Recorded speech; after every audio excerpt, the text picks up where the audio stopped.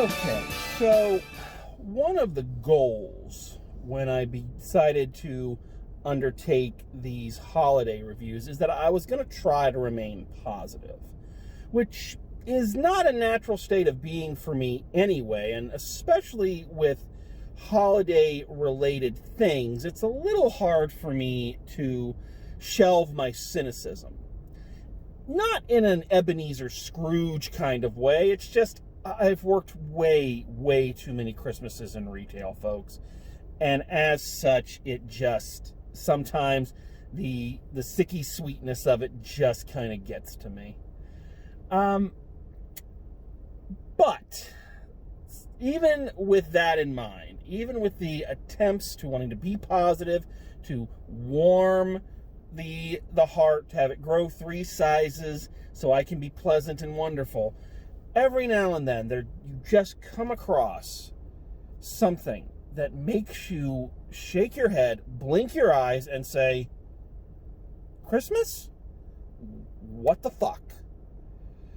And such is the case with this Christmas classic. This, I can't even call it a film, it's like a 15-minute short made from 1974 from the Rankin Bass wheelhouse. Rankin Bass are pretty synonymous with holiday animation for people of my generation, and that kind of rhymes.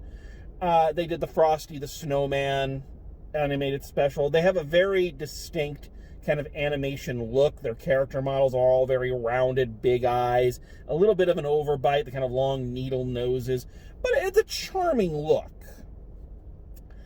And this one, kind of like Frosty and Rudolph the Red-Nosed Reindeer and things like that, found kind of a permanent home in reruns on things like the Disney Channel back in the day. This was part of their regular Christmas rotation. You could see this every other day. And even as a kid, I would look at this film and just was kind of in awe of it, of what the hell I was seeing. And it's not that it's overly surreal. It's not that it's fucked up in its visuals or anything. I would say there are Christmas specials out there that are way more fucked up. I would say, like, the Rudolph the Red-Nosed Reindeer stop-motion one is a bit more fucked up. Rudolph's Shiny New Year is a bit more fucked up. This one is not fucked up in any obvious way, but in the story that it's telling. Again, even as a kid, I'm watching it, and I'm just like, wait, what? So, while it is my goal to be positive during the course of these reviews, so that we can all share in the beauty of the holiday season, I think every now and then we need a catharsis. We need to purge the negativity. And it's one of those films that I just feel, I don't know how many people are aware of it anymore, but it was very, very prevalent when I was a kid. And I really want to talk about this because I need to get this off of my chest. This film has been sitting on my head and crushing it since I was 8 years old, younger probably, and I need to vent to you. I must do this. So, with that, let's talk about 'Twas the Night Before Christmas. So, right away, I have to say that I'm sympathetic to them, to a certain extent.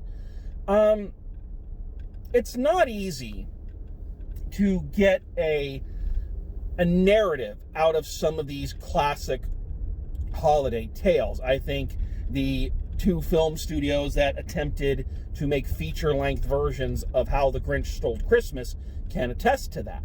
But at least with The Grinch, there was a narrative there. There was a story. This one is not so much. I mean, everybody knows what we're talking about here, right? You know, 'twas the night before Christmas, and all through the house, not a creature was stirring, not even a mouse, so on, and so on. We're all hip to that transaction. There's no story here. What's even weirder is I remember that in the kind of constant reruns on the Disney Channel, there were actually 2 cartoons with this name. The other version, I think, had a much better and more logical story to it. So in that version, a father is going on a business trip, and he asks his children, what do you want me to bring you back? And his two other children say some bullshit, a doll or something. But his oldest daughter says, I'd like a book about Santa Claus. I guess this is back before Santa published his memoirs, because there weren't that many books about Santa Claus, apparently. So the father goes all over town trying to find a book about Santa Claus. Can't find one. He gets word that his daughter has fallen ill. So he goes and writes the book about Santa Claus for her, and at her sick bed is reading the book to her. She hears it, and she wakes up and is alive. All right? So that's a pretty good story, if you know, as these things go. That's not bad. This one, however, this story is, all right. We got to go through this beat by beat. So let's talk this through. So this short opens with this little town. I forget what the name of it is. Pleasantville, we'll just call it. You know, this is one of those cartoon towns where people and mice live together in kind of cohabitation. You know, it seems like for every human job, there's some kind of mouse equivalent. You know, the postman comes, and he's got a little postman mouse sitting on his shoulder. However, you know, while we're on that, something that did kind of occur to me is that we never see a mouse equivalent of the mayor. So that makes me wonder, do the mice have voting rights in this world? Anyway, not important. So the postman comes, and he is bringing mail to everybody, as the postman does, and everybody gets their letters from Santa Claus back. Santa Claus has done the whole return to sender, address unknown, no such person, no such zone. And everybody in town is like, the fuck? It's at this point we have to point out this little fact, that it seems like the parents, the adults, are getting their letters from Santa Claus back as well. The adults were writing to Santa Claus. I mean, okay, look, I get it. I'm all about getting free stuff. Who wouldn't be? But I think there comes a time when you need to grow up and admit that Santa Claus is for the kids. An adult writing to Santa Claus about what they want for Christmas is like an adult dressing up to go trick-or-treating.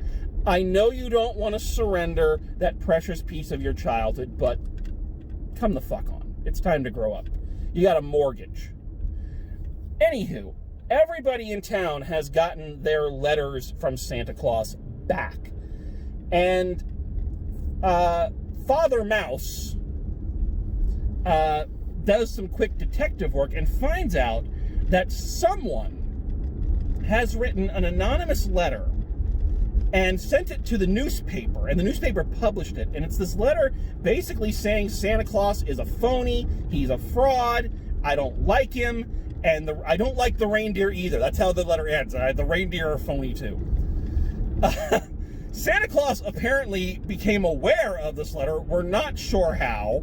We're not sure if his PR firm, you know, clued him into it, or if he is a subscriber to the Pleasantville Times, but somehow he got wind of this letter and basically said, oh, y'all have a problem with me? Well, ho, ho, ho, and fuck you, no Christmas for you.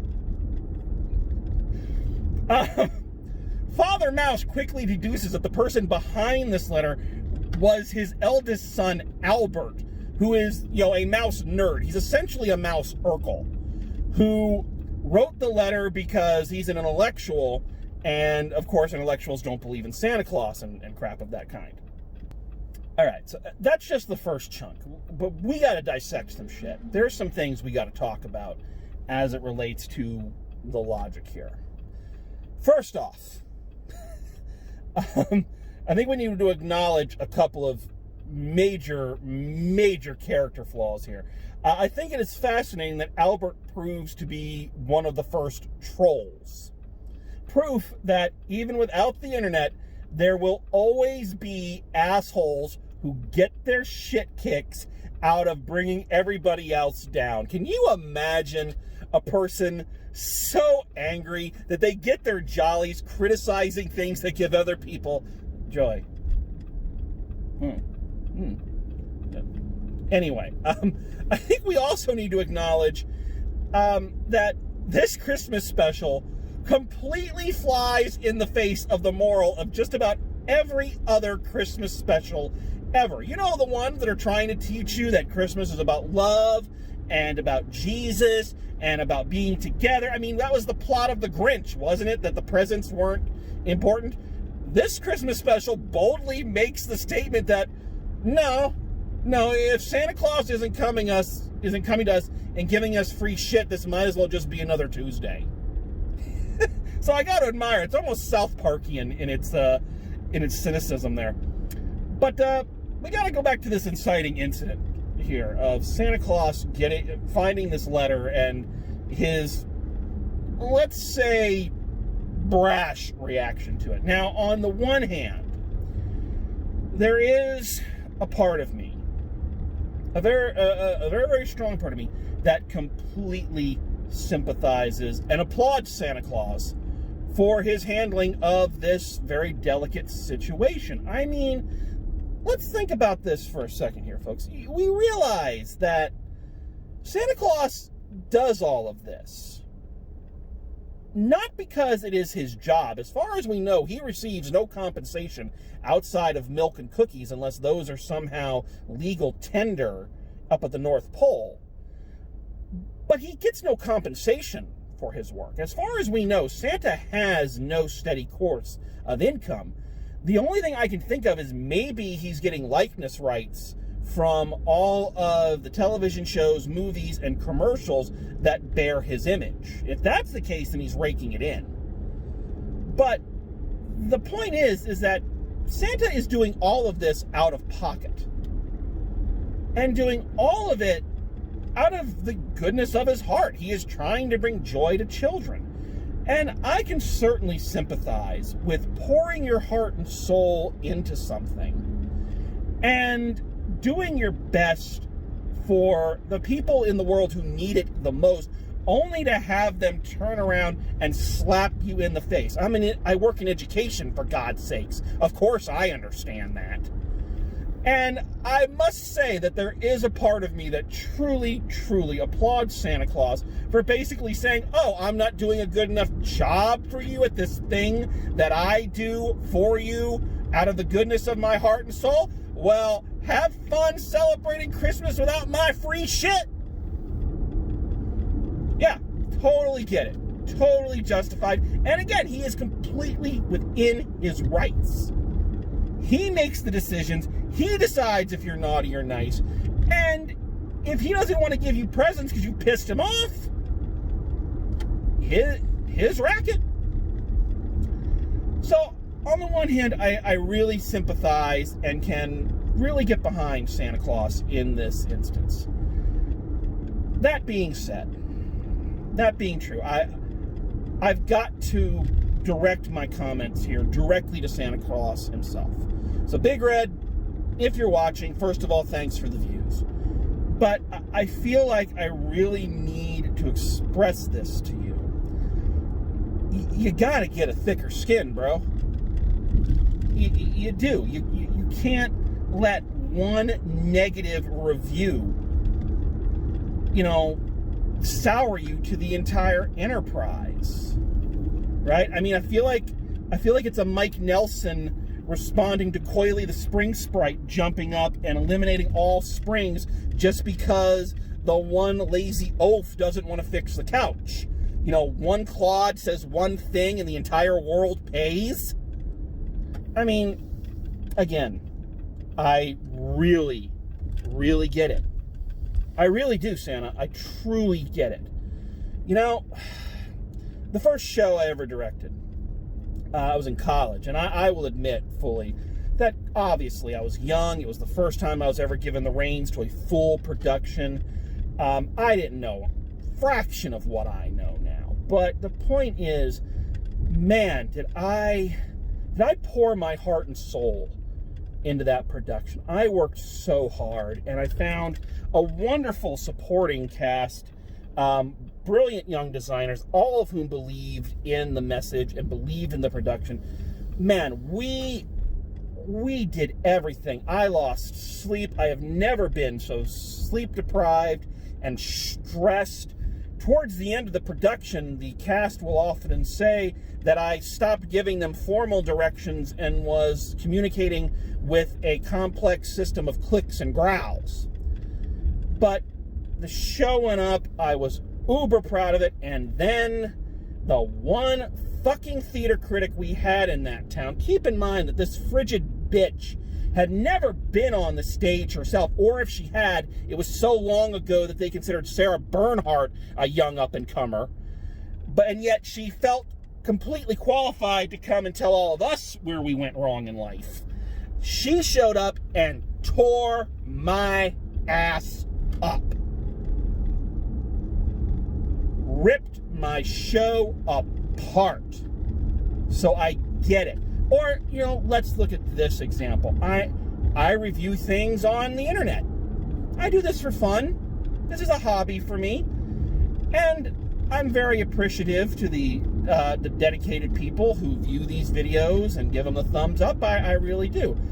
But if you put something out there, you do so with the knowledge that somebody is going to come along and leave a not so flattering comment. And I've had a couple of those. I had one guy who told me that I needed to move out of my parents' basement and get rid of the stuffed animals. Well, thank you. Thank you for that bit of criticism, you infected hemorrhoid on the ass of a constipated rhino. Or, you know, just recently, a few months ago, somebody on my Legend of Bagger Vance review said something along the lines of, "That's too much babbling for a guy driving around talking to stuffed animals." Oh, thank you so much. First of all, I am not talking to the stuffed animals, you cancerous mole on the nutsack of an impotent baboon. They are here for ambiance. I win them in claw machines. They're here to give something to look at over here. I'm not actually talking to them. And if you don't like me driving around and talking to these stuffed animals, then I guess that's something you can change when you do your review show. What? You don't have one? You just like to come on and criticize somebody who is putting something creative out there, even though you have never dived into the deep end of the creative pool yourself, you talentless toe jam between the toes of an arthritic troll. The point is, Santa, is you can't let these things get to you. You have to just let them roll off your back. That's why I'm so well adjusted. So Santa basically tells this town to go fuck itself. And then our main character, who is a little clockmaker, voiced by Joel Grey, which maybe it's just me, but I really, really hope that he's wearing his makeup from Cabaret while he's doing the voice for this, comes up with a plan that he's going to build a massive clock in the middle of the town. This is a huge fucking thing. This is like the clock tower from Back to the Future. And when it strikes midnight on Christmas Eve, it'll strike midnight just as Santa is flying over the town. So I'm not sure how this guy has intimate knowledge of Santa's flight patterns, but that's beside the point. But when it strikes midnight, it'll sing a heartwarming song telling Santa how much the town really loves him and how much they need him and how much they really respect him. All right, you know, I think it's a little symbolic as opposed to some kind of actual apology, but, you know, if you want to shell out millions of taxpayer dollars to build this thing so you can kiss Santa's ass, I guess it's as good a plan as any. So they do that. They build this clock, and then they go to test it. And when it tests, it breaks. It busts. And everybody just turns on the clockmaker, and he has no job and no customers. His family has no food. They're starving. You want to know what happened? Urkel Mouse decided to climb up into the clock to see how it works, and he fucking broke it. That is twice this disease-ridden rat fucked over this town. Twice.